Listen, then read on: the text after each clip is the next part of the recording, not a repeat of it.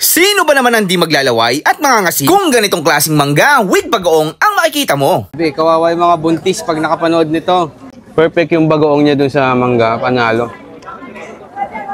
At ngayon ko lang nalaman, nasa Pangasinan pala makikita ang pinakamasasarap na mangga. Masarap ba talaga yung mangga doon, ma'am, sa Pangasinan? Mas masarap po yung sa Pangasinan eh. Hindi siya maasim, ma'am. Hindi po, manibalang lang po siya. Tamis-asim po. At dahil nga sa sarap ng mangga with bagoong nila dito, ay umaabot ng 100 kilo ang nabebenta nila dito. Nakakailang ganyan kayo, ma'am? Nakakailang pieces kayo ng mangga? Per kaing po yung nagagawa namin eh. Bawat sanggantong mangga po. Nasa 20 kilos po. 20 kilos isang kaing. Opo, nakakalima kaing, 4 na kaing po 100 kilos din, no? Pag Friday, mas malakas, ma'am. Mas malakas po, Friday, Sunday po. At dito nga, sa halagang 70 pesos, ay meron ka ng isang cup ng mangga na pwede kang mamili kung bagoong o asin na may sili ang sausawan mo. So yung mga ka-food trip, nandito tayo ngayon sa Quiapo. At pag napunta kayo dito, guys, try nyo dito ito, mangoong. Hello, ma'am. Yes po, hello po. Magkano po yung ganyan, ma'am? Isang baso na mangga? 70 lang po, sir. 70, may kasama ng bagoong yan, Meron po, sas meron din po kaming asin na may sili. Ay, sige nga, ma'am, pa-try nga ako yung isang baso nyo.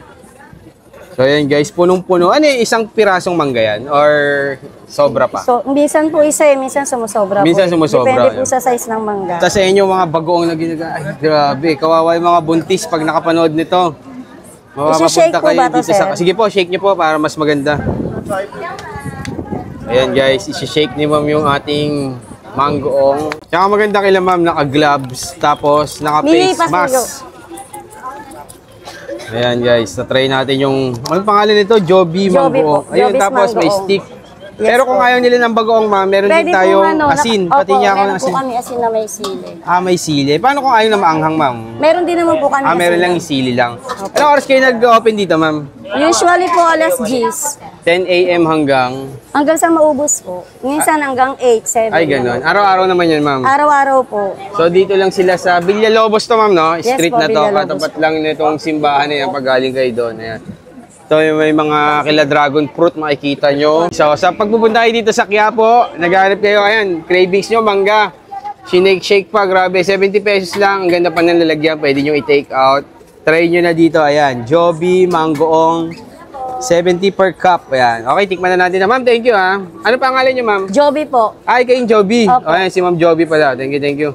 So, bago tayo magtikiman ng mangga with bagoong ni Ma'am Joby, kasama pa rin natin yung ating Grain Smart Rice Coffee.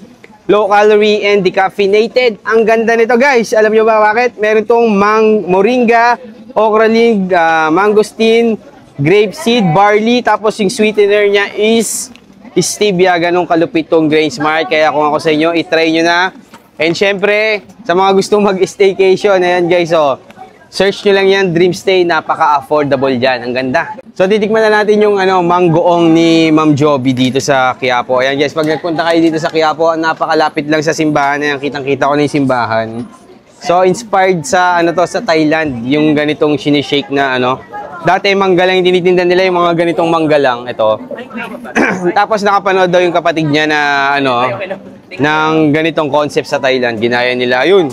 Ngayon, trending na sila dito sa Pilipinas. Try natin. Galing pang Pangasinan yung mangga nila. Yung bagoong nyo, ma'am, homemade. Luto po ng tatay. Yun, luto ng tatay ni madam yung bagoong nila. Ang sarap. Medyo manamis-namis na may konting asim lang. Yan pala, manggang hilaw to. Ang sarap din ng bagoong nila. Grabe ba? 70 pesos lang. Panalo. Tsaka ito guys, pwede nyo i-take out kasi ang ganda ng lagayan nila. Ayan nakalagay sa plastic cup. Safe na safe. Masarap ha? Masarap. Masarap pala yung mangga sa Pangasinan, no? Ngayon ko lang nalaman, yung ganito pala yung mangga doon. Harap. Perfect yung bagoong niya doon sa mangga. Panalo.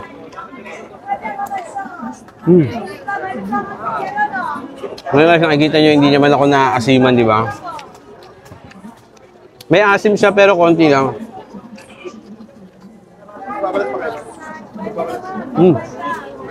Panalo dito. Tayo na kayo dito kay Ma'am Joby. Ayan. 10 a.m. open na sila. Dito lang yan sa Mangoong Joby. Panalo.